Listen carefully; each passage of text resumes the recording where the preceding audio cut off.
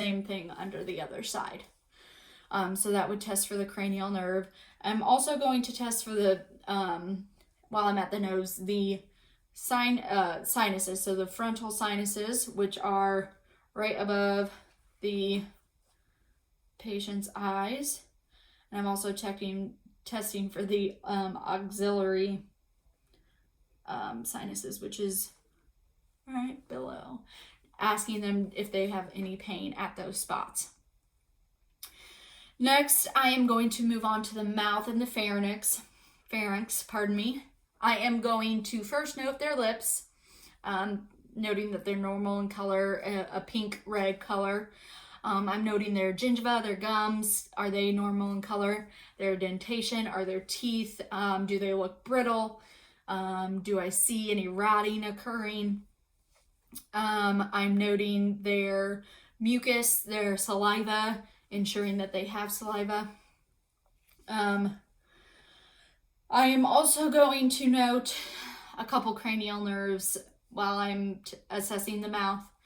So I am going to note the hypoglossal nerve, cranial nerve, which includes our tongue. So I'm going to have them protrude their tongue, stick it out, move it side to side and up to down, and say light, tight, dynamite. So they're going to go like this. Light, tight, dynamite. I would have them do that.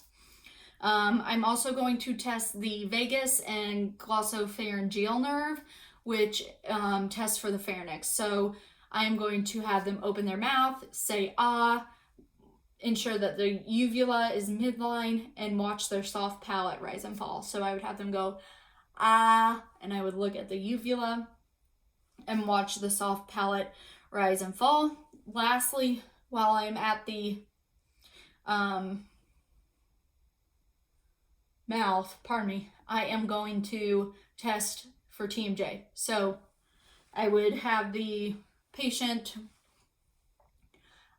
open and close their mouth, touching right on the trigeminal cranial nerve to note, and I'm feeling for any crepitus, any popping that might be indicative that TMJ is there, which I do not feel.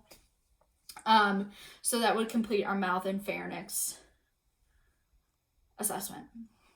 Next, I'm going to move on to the neck. So I am inspecting the neck for symmetry. I want to note that I can move the trachea from side to side. I want to palpate, see if I can palpate the thyroid gland. Sometimes you can, sometimes you can't.